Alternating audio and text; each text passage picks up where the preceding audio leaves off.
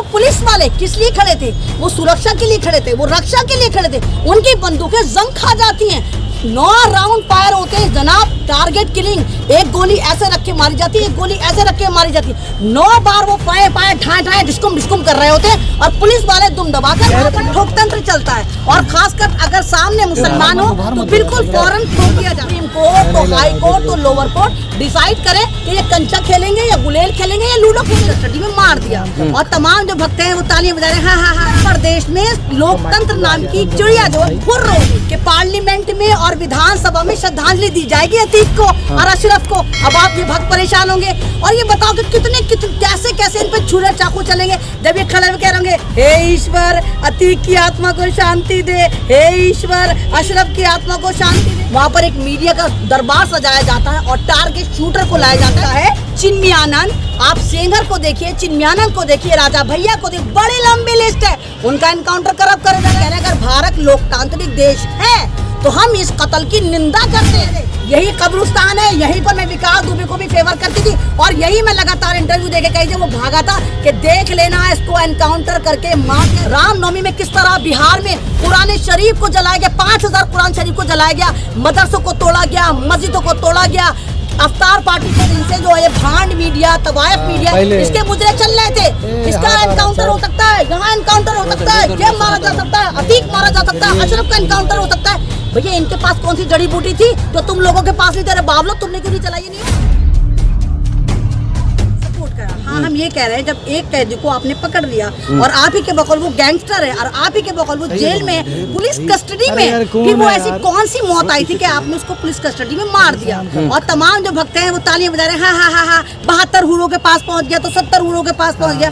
अबे जाहिल हो, पागल हो, किसी की मौत पे तो तुम जश्न मना रहे हो क्योंकि संविधान सबके लिए एक है। अगर अतीक अहमद जेल में था तो पुलिस की, शासन की, प्रशासन की, उत्तर प्रदेश की सरकार की जिम्मेदारी थी कि उसकी हिफाजत करती। लेकिन मैं तो खुद 4 साल से कहती चली आ रही हूँ कि उत्तर प्रदेश में लोकतंत्र नाम की चिड़िया जो है फुर्र हो गई। वहाँ पर ठोकतंत्र चलता है और खासकर अगर सामने मुसलमान हो तो बिल्कुल फौरन ठोक दिया जाता है। आपने देखा कि विधानसभा में एक स्टेट के मुख्यमंत्री कह रहे हैं कि माफिया को मिट्टी में मिला दूंगा। मिट्टी में क्यों मिलाएंगे? यानी मिट्टी में कौन मिलता है? मुसलमान मिलता है। आपने तो नहीं कहा हवा में उड़ा दूंगा तो पानी में बहा दूंगा। आपका मतलब था सिर्फ आप जो टारगेट करेंगे वो मुसलमानों को करेंगे। भाजपा नेता कह रहे हैं आसमानी फैसला है ये। नहीं आसमानी फैसला तो ये भी है। हाय वक्त तुम्हारी कैसी आग लग रही होगी। आपको पता है कि पार्लियामेंट में और विधानसभा में श्रद्धांजलि दी जाएगी अतीक को और अशरफ को। अब आप ये भक्त परेशान होंगे और ये बताओ कि कितने कैसे इन पे छुरे चाकू चलेंगे जब ये खड़े कह रहे होंगे हे ईश्वर अतीक की आत्मा को शांति दे, हे ईश्वर अशरफ की आत्मा को शांति दे। ये तुम्हारा इसमें कोई मौजन, क्योंकि पार्लियामेंट में अगर मेंबर ऑफ पार्लियामेंट हो या कोई MLA हो, कोई भी जब मरता है या कत्ल कर दिया जाता है तो श्रद्धांजलि दी जाती है। शायद इन भक्तों को नहीं पता लेकिन दी जाएगी। तो ये कुछ भी कर ले, ये कुछ भी ड्रामे कर ले, कुछ भी एक नैरेटिव चला ले, लेकिन उत्तर प्रदेश में शासन प्रशासन नाकाम हुआ है। वहाँ पर डरा है और डर की वजह से करा गया। आपको पता होगा जब अतीक अहमद को वहाँ से लाया जा रहा था जिस जेल में, पहले तो उन्होंने पहले ही कहा था कि उत्तर प्रदेश में मुझे लाकर मार दिया जाएगा। और हसन और तुम लोगों को भी पता हो, मैं इंटरव्यू से पहले भी डिस्कस करके यही कह रही थी, देखना अतीक अहमद को ये लोग मार देंगे क्योंकि दूसरी जेल से ट्रांसफर कर रहे हैं। अभी 28 मार्च में अशरफ ने एक वीडियो वायरल हो रही है ANI की, उसमें वो कह रहा है कि हमें ऐसी जेल में एक बड़े ऑफिसर ने धमकी दी है कि 15 दिन के अंदर हम तुम्हें मार देंगे, तुम्हें जेल से बाहर निकालेंगे। आप बताइए, अतीक अहमद जो मेडिकल कराने जा रहा है, एक अशरफ जो मेडिकल कराने जा रहा है, उनके लिए प्रेस कॉन्फ्रेंस की क्या जरूरत थी? आप खुद बताइए। यहाँ पर आप मीडिया वालों को बदनाम करने के लिए करा गया। आप मीडिया का जो सोशल मीडिया का अस्तित्व खत्म करने के लिए करा गया। बदनामी तो आप लोगों की होगी। वहाँ पर एक मीडिया का दरबार सजाया जाता है और टारगेट शूटर को लाया जाता है। और वो टारगेट शूटर अगर आप आज सोशल मीडिया पे वायरल हो तो वो स्मृति ईरानी के साथ बिरयानी खाते हुए नजर आ रहे हैं। स्मृति ईरानी के प्रोग्राम में लवकेश तिवारी जो है वो इंटरनेशनल कॉन्फ्रेंस करता हुआ नजर आ रहा है। हम तो पहले ही कह रहे हैं। और वहाँ के लोग, अगर आपने देखा हो, कल जो वहाँ की वीडियो वायरल हो रही तो बड़े दिलेर भी लोग थे, उन्होंने तो साफ कह दिया। मुझे लगा कि उनको डरना चाहिए था। भाई आपको डर नहीं लगता? आप उत्तर प्रदेश में रहते हैं, आपने साफ कह दिया कि वो 4 आदमी जो तो जीप में बैठ कर गए थे, वो चाय वाला डरा नहीं, क्योंकि चाय वाला शायद आज भी हलाल खाते होगा। वो वाला मोदी जी चाय वाले नहीं, वो हमारा चाय वाला जो वहाँ पर था। तो देखिए मुख्यमंत्री योगी तो कह रहे हैं सबके ऊपर कार्रवाई की जाएगी, कोई बख्शा नहीं जाएगा। सबके ऊपर कार्रवाई करी जाएगी। तो बात तो सवाल तो ये उठता है, जिन्होंने जुनैद और नासिर की मॉब लिंचिंग करी, कब मोनू मानेश्वर को आप एनकाउंटर करके मारेंगे? सवाल ये भी उठता है, चिन्मयानंद, आप सेंगर को देखिए, चिन्मयानंद को देखिए, राजा भैया को देखिए, बड़ी लंबी लिस्ट है, उनका एनकाउंटर कब करा जा रहा है? क्योंकि इनके साथ जो माफिया हैं वो तमाम के तमाम दूध में नहाए हुए हैं, लेकिन दूसरी तरफ जो दूसरे लोग हैं उनको ही माफिया कह रहे हैं। अगर अतीक अहमद इतना ही बड़ा माफिया था आपके बकौल, तो वो कौन सी पार्टियां थी जो लगातार उसको प्रमोट कर रही थी? वो कौन सी पार्टी थी जिन्होंने उसको टिकट दिया था? जाहिर सी बात है एकदम से तो माफिया बना नहीं होगा, वो शुरू से ही माफिया रहा होगा। तो ये तमाम का तमाम मुल्लों का पेच टाइट करने के लिए, सन 2024 जीतने के लिए और हिंदू राष्ट्र बनाएंगे का जो ड्रामा चल रहा है। तो एक शायर ने बहुत खूब कहा है कि लगेगी आग तो आएंगे सभी मकान जद में। यहाँ कोई हमारा मकान थोड़ा ही है। तो आप देखिए कि गृह युद्ध हो चुका, महंगाई पे आप बात नहीं करते, रोजगार पे आप बात नहीं करते, बस मुल्लों का पेच टाइट करना है, मुल्लों का पेच टाइट करना है। लेकिन हत्या के बाद जय श्री राम का नारा क्यों लगाया जा रहा है? जय श्री राम के नारे मिठाइयां बांटी जा रही है। देखिए कि मतलब एक धार्मिक नारा कातिल बन गया। एक धार्मिक जय श्री राम का नारा लगा रहे, आप किसी को मार रहे हैं। और वो पुलिस वाले किस लिए खड़े थे? वो सुरक्षा के लिए खड़े थे, वो रक्षा के लिए खड़े थे। उनकी बंदूकें जंग खा जाती हैं, 9 राउंड फायर होते हैं जनाब, टारगेट किलिंग। एक गोली ऐसे रख के मारी जाती है, एक गोली ऐसे रख के मारी जाती है। 9 बार वो फायर ठाए डिस्कुम कर रहे होते हैं और पुलिस वाले दुम दबाकर भाग रहे होते हैं। डर गए थे उसने, डरे नहीं थे। अरे भाई डरेंगे कैसे? तो कोऑर्डिनेट करा, प्री प्लान था, वो तमाम का तमाम प्री प्लान था। और पुलिस वाले तो उन चारों को ऐसे बचा रहे थे जैसे उनके लाल हो, उनको गोल में भर रहे। अरे एक भी गोली उनके नहीं लगी। अगर यहीं कोई दूसरा गैंगस्टर होता, नॉन मुस्लिम होता और मुसलमान कभी ये कर रहा होता, पूरे खानदान को भून देती पुलिस। लेकिन ये कि टारगेट किलिंग थी, प्री प्लान करा गया। और दूसरे लोग कह रहे हैं दूसरे स्टेट के मुख्यमंत्रियों को योगी से सीखना चाहिए माफियाओं को सबक सिखाने के लिए। हाँ, तो जब योगी से सीखना चाहिए तो सुप्रीम कोर्ट, तो हाई कोर्ट, तो लोअर कोर्ट डिसाइड करे कि ये कंचा खेलेंगे या गुलेल खेलेंगे या लूडो खेलेंगे। ये करेंगे क्या? जब हमारे यहाँ संविधान का कोई अस्तित्व नहीं बचा तो जाहिर सी बात है सुप्रीम कोर्ट का, तो लोअर कोर्ट का, तो हाई कोर्ट का भी कोई अस्तित्व नहीं बचा। तो वो लड़के जो फालतू में LLB कर करके और तमाम जुडिशरी पास कर करके जाके कोर्ट में बैठ रहे हैं, तो कोर्ट में ताला लगा देना चाहिए। और जितनी कोर्ट है वहाँ पर उन लोगों को कंचे। लेकिन मैम जिस तरह बहुत सारे लोग ये कह रहे हैं कि कोर्ट का फैसला बहुत टाइम लगता है, 40 साल लग गया और 1 घंटे में काम हो गया, तो सही है, समर्थन कर रहे हैं। नहीं, तो फिर मतलब ये कोर्ट अभी थोड़ी बना है। ये तो आप कोर्ट की प्रणाली को सही करिए ना। ये थोड़े कि आप पहले कह रहे हैं कि माफिया को मिट्टी में मिला देंगे। क्यों मिला देंगे आप माफिया को मिट्टी में? यानी आप जो है, आपको पता है कि आप कितनी मुश्किलों से सत्ता में आए हैं और RSS का आपके ऊपर हाथ है।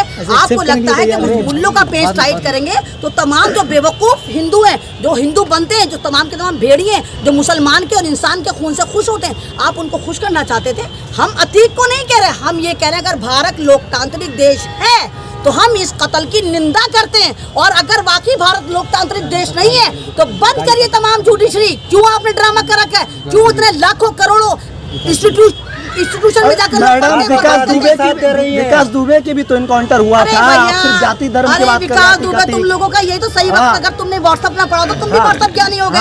अरे विकास दुबे योगी का पालतू कुत्ता था। विकास दुबे के पास इनकी फाइलें थी।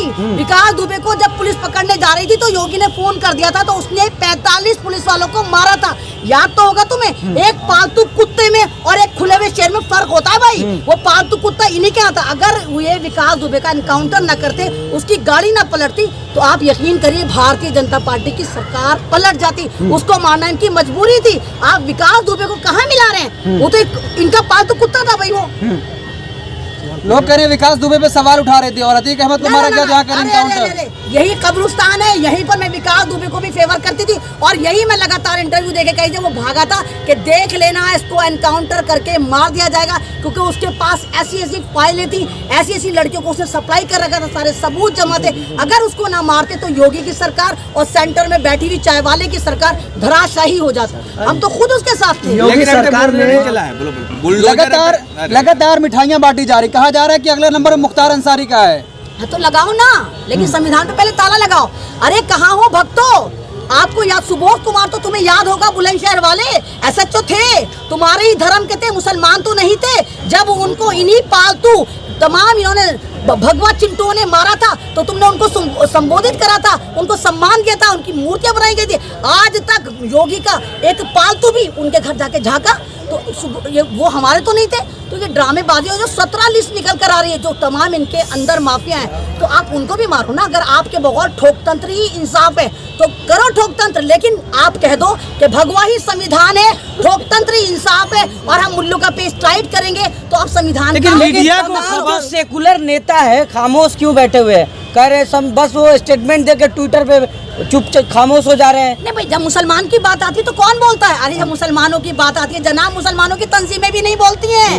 इफ्तार तो करवा रहे अखिलेश यादव, तेजस्वी यादव। कराने से कुछ नहीं होता। मैंने कहा ना कि मुसलमान लगातार मैं कहती चली आ रही कि भारत का मुसलमान एक अपाहिज की मानिंद है। जब इलेक्शन आता है तो तमाम पार्टियां उसको गोद ले लेती हैं, लेकिन जब मुसलमान पर विडंबना आती है तो ना तो मुसलमानों की तंजीमें, इस्लामिक तंजीमें बोलती हैं। आपको याद तो होगा भी रामनवमी में किस तरह बिहार में कुरान शरीफ को जलाया गया, 5000 कुरान शरीफ को जलाया गया, मदरसों को तोड़ा गया, मस्जिदों को तोड़ा गया, अफ्तार पार्टी को खराब करा गया, मुसलमानों को नमाज स्टेट में करा गया। कौन सी मुसलमान तंजीम बोली थी? याद है कोई? रूअफ़ज़ा और सर पिलाए तो जा रहा है मुसलमानों को, खजूर भी दिया जा रहा है, बिरयानी का पैकेट भी दिया जा रहा है। वो आपको एक लॉलीपॉप दी जा रही है, एक नैरेटिव सेट करा जा रहा है कि मुसलमानों घबराओ मत, हम तुम्हारे साथ है रूअफ़ज़ा लेकर, हम तुम्हारे साथ है खजूर लेकर। अब ये आपकी जिम्मेदारी कि आप खजूर पर जाते हो, बिरयानी पे जाते हो या रूअफ़ज़े पर जाते हो। तो आपको क्या लगता है कि खामोशी का कारण क्या है इन लोगों का? भाई खामोशी का कारण यही है कि लोग जो है ना एक तरह के डरने लग गए हैं। लोगों ने खासकर मुस्लिम तंजीमें जो है, मुझे लगता है कि वो अल्लाह से नहीं डरती। तो जब आप ज़मीनी खुदा बना लेंगे और आपका एक पॉलिटिकल फायदा होगा तो आपकी हरकतें इसी तरह होंगी। अब इन लोगों को मैंने कहा ना, अभी मुस्लिम तंजीमें अमित शाह से मिलकर आई थी, अमित शाह के साथ बिरयानी खाकर आई थी और वल्ला हबीबी करती हुई आई थी। अमित शाह ऐसे नहीं है जैसे नजर आते। उसके बाद क्या हुआ था? सॉरी, दिल्ली की मस्जिदें टूटनी शुरू हो गई, खानकाहें टूटनी शुरू हो गई, मदरसे टूटने शुरू हो गए, दिल्ली की जो हज मंजिल है उस पर ताला लगा दिया। तो जिसके कौम के रहनुमा ऐसे चाटुकार और बिकाऊ होंगे वो कौम तो फिर ऐसे ही होगी ना। अच्छा मैडम, योगी पे तमाम सवाल लगा रहे हैं आप, लेकिन योगी ने तो टाइट कर दिया, 20 पुलिस वाले को सस्पेंड भी कर दिया। ये तो बहुत अच्छी बात है। पहले मैं घर के आदमी से कहूँ, पहले चोर से कहूँ चोरी के, शाह से कहूँ पकड़ ले, ये कोई बात नहीं है। तो आपको क्या लगता है जो हत्यारे हैं वो उनका फूल माला स्वागत होगा या जेल जाएंगे? असद का एनकाउंटर करा, वो भी फेक था, उसको पता नहीं कहाँ से लाके मार के डाल दिया, अब बाप का कर दिया। और अब एक नैरेटिव पहले ही चल रहा है कि भाई उसकी बीवी शाइस्ता खुदकुशी कर सकती है, खुदकुशी कर सकती है, उसको भी मार देंगे, कहेंगे खुदकुशी कर ली। पाल बग्गा ने पहले ही कहा था इन पत्रकारों को पुलिस की गाड़ी के पीछे बैन करना चाहिए वरना पत्रकार ही आके मारेगा उसको। हाँ, तो वो बावला इतना ज्ञानी कैसे हो गया? यानी पहले सबको पता था, इनके खेमे में पता था किस तरह मारा जाएगा, पत्रकार की गाड़ियां होंगी, प्रेस कॉन्फ्रेंस होगी, उस तरह मारा जाएगा। और आपको अगर याद हो 20-25 दिन से जो है भांड मीडिया, तवायफ मीडिया, इसके मुजरे चल रहे थे, इसका एनकाउंटर हो सकता है, यहाँ एनकाउंटर हो सकता है, ये मारा जा सकता है, अतीक मारा जा सकता है, अशरफ का एनकाउंटर हो सकता है। भैया इनके पास कौन सी जड़ी बूटी थी जो तुम लोगों के पास नहीं? तेरे बावलो, तुमने क्यों नहीं चलाई न्यूज?